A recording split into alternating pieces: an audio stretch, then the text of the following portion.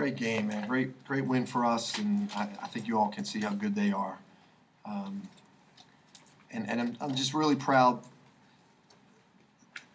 Not just proud, but I'm impressed with our guys the last couple of games, how well they've played, and to come away with losses having played really well. Most young people would feel sorry for themselves.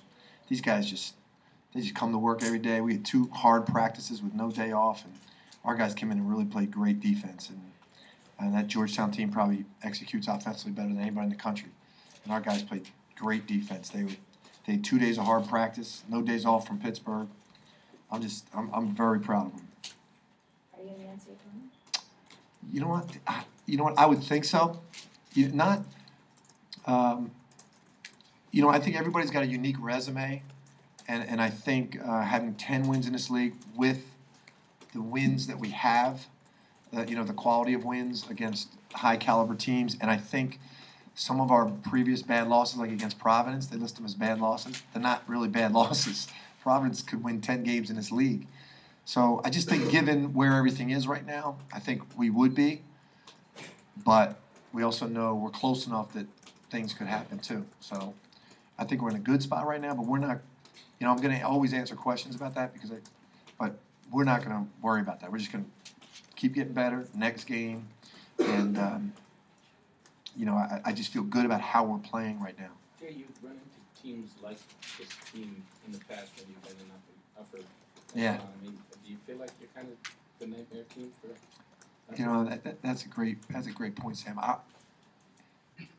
I know what it's like to be on their side of it. It is an incredible challenge to have won 11 in a row and go in and play a team that's really hungry, and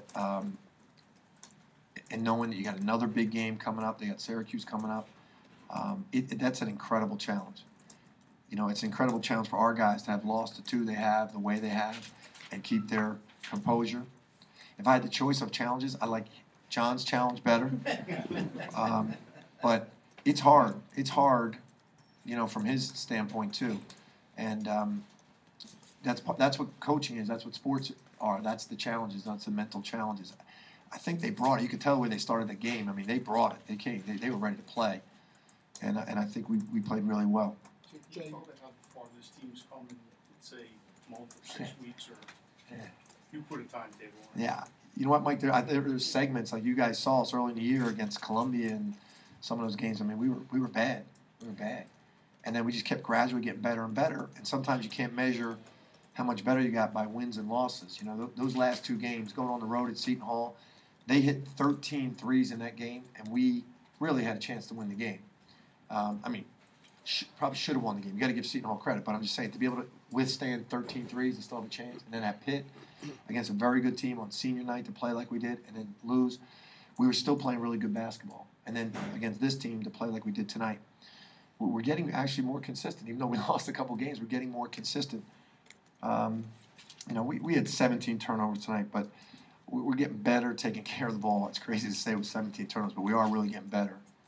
Jay, when James. you lose 2 games like you did, the Seton Hall game and the Pitt game where you had a shot inside the net, were you at all worried about the way they would handle that, given all the stakes that are on the line right now for you guys?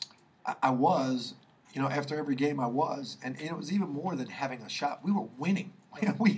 Those 2 games were games where you say you can't lose. You can't lose this game, and we did. So that was even worse. So I was worried right when the game ended, but then when we come to practice with these guys and you see how they work, I wasn't worried. That's what I'm saying. I really, really respect these guys, and it's really enjoyable coaching these guys. Coach, what would you attribute the foul differential to? And did you tell your guys to exploit their players that were in foul trouble? Well, they shoot a lot. They shoot a lot of jump shots. They don't really have a low post game. They've got a lot of great jump shooters. So, when they're shooting jump shots, you're not going to get a lot of fouls. And the other way to get fouls is in transition, driving the ball. And we really didn't. We didn't turn them.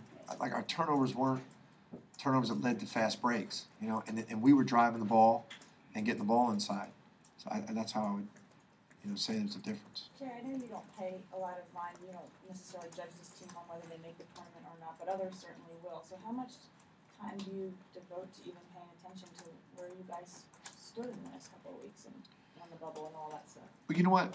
You see it all the time because we all watch all the games. You know, I see it all the time. I know when last night we were doing our radio show on Monday night, and it came up on the screen that we were the last 4 in. And I was right in the middle of the show. I was like, we're in? You know, so you see it all the time. But the challenge is knowing that you see it all the time, you got to get together as a team and say, okay, that's something we really can't control.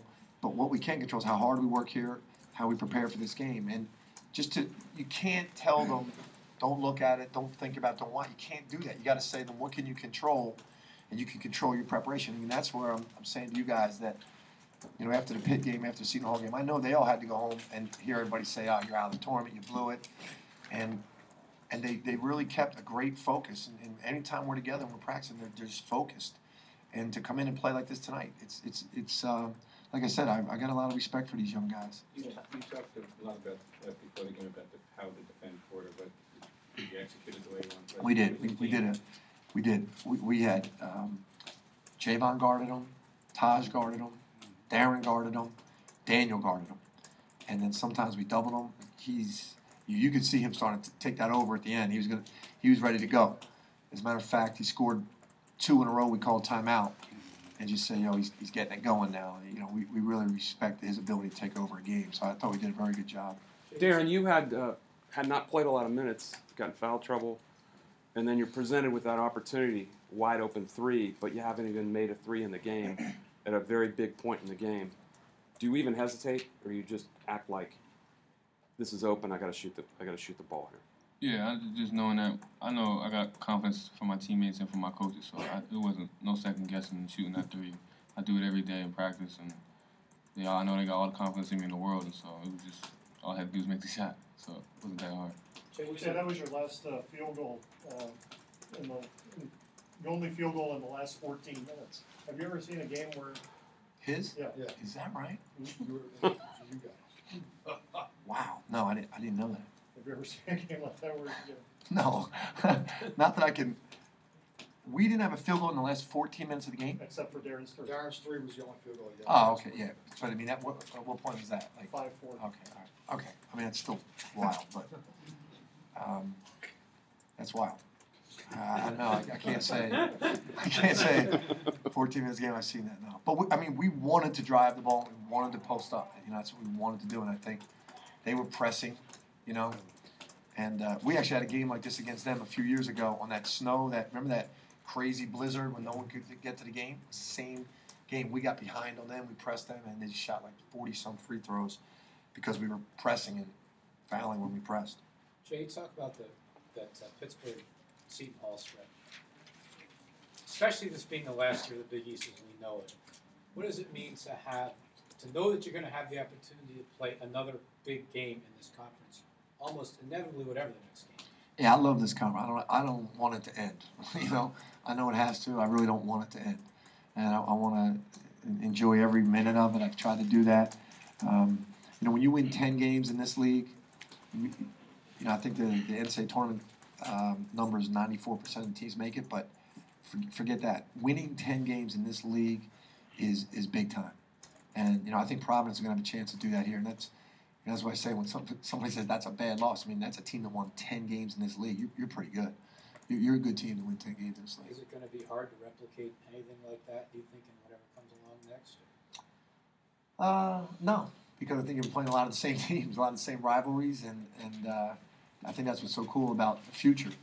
It's still never going to be the same, but I think it'll be different, and I think it'll be really exciting, and it's going to be the closest thing that anybody has to what this great conference is. JayVaughn, to what Coach said about, you know, you guys lose those games and you start hearing you're out, you're in, you're out, you're in. How much of that stuff are you guys hearing when you're just out and about? We hear it a lot, but we don't try to focus on it. We just try to focus on the next game and next play. Coach always talks about be here now. That's all we really focus on. Just How hard is that to do, though? Because everyone's just yabbering about it. It's hard, but we stick together, so we don't really focus on it. JayVaughn, when you guys expect that charge after you guys hold them off after seeing leads go away in the previous 2 games, how important was it for you guys to kind of close this one down tonight? We just went out there, focused on defense. So our defense turned into our offense, so that helped us a lot. And getting steals and deflections, that really got us started. We didn't really try to focus on that. We just try to play our game. JayVaughn, I'm sorry. JayVaughn, James Bell has had 3 pretty tough games in a row, and yet he came out when you guys were really struggling at the start and hit a couple of big threes and kind of got you guys off the schneid. What kind of personality does he have that he can just discard whatever failure he might have had previously? Because he keeps doing that. James is just a leader. He leads our team. He tells everybody what to do out there on the court. So those are just regular shots for James. He do it all the time in practice, and we got the confidence in him, and he has confidence in himself. Hilliard. Can you talk about the key when guarding Porter? What was it? It was a team effort. Like Coach said, we want to double team him, get the ball out of his hands, and just keep fresh bodies on him.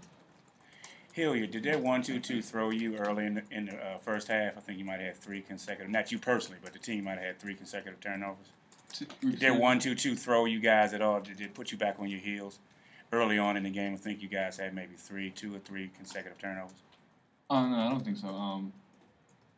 We don't really focus on the turnover. We turn the ball over all the time, Coach says. It don't really phase us. So, we just focus on the next play, and we're going to turn the ball over, so just might as well get back on defense and worry about the next play. So I'm not really worried about that. Jay, can you sum up the Warriors' streak of the season that they had to conference tournament play and Big East play, maybe NCAA play, where the season is, you can kind of sum up? Yeah, we have 3 parts of the season. The preseason, we play our Big 5 schedule and our out of conference, and then the Big East season, the regular season, and then tournament play. The tournament play to us is Big East tournament, and then whatever comes after that. So we always stop and talk about how we did. So we didn't do this yet, but we will tomorrow at my house. We'll have dinner at my house tomorrow night and talk about this. And this was a really, really enjoyable year as a coach and for our coaching staff, because guys get better, team gets better, individuals get better, and like I said, to get 10 wins in this league is good. You're a good team.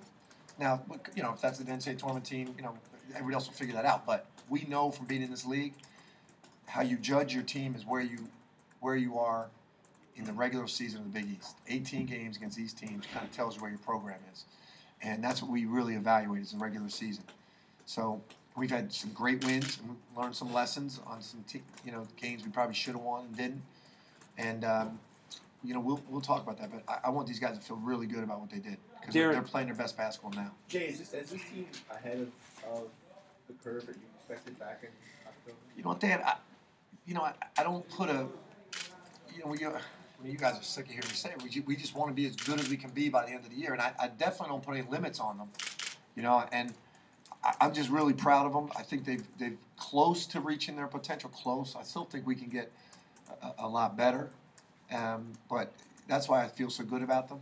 I think they've improved a lot.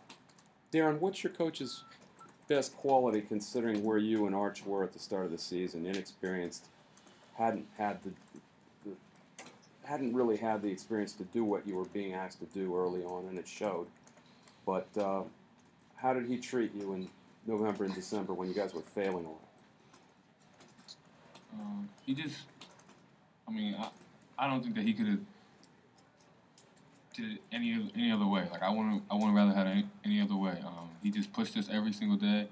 He believed in us, and we knew that we were inexperienced, but we just knew that we could have that blind faith in Coach and knowing that he's been here before and wherever he's teaching us, it's gonna work and it will pay off in the end. But how did he push you? Just kept driving us in practice. What was his demeanor like? It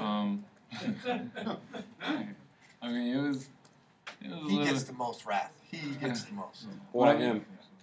But he can take. Actually, these two get it the most because they have the most potential and they can take it. Do you know that he knows that? Yes. Okay. And we listen to him every day. We take it, and we know that he's just driving us. He wants us to be great, and we want to be great. And so every time he's yelling at us, every time he's anything, we just know that he wants us to be great, and we just take that and run with Yeah, it. but you're failing back.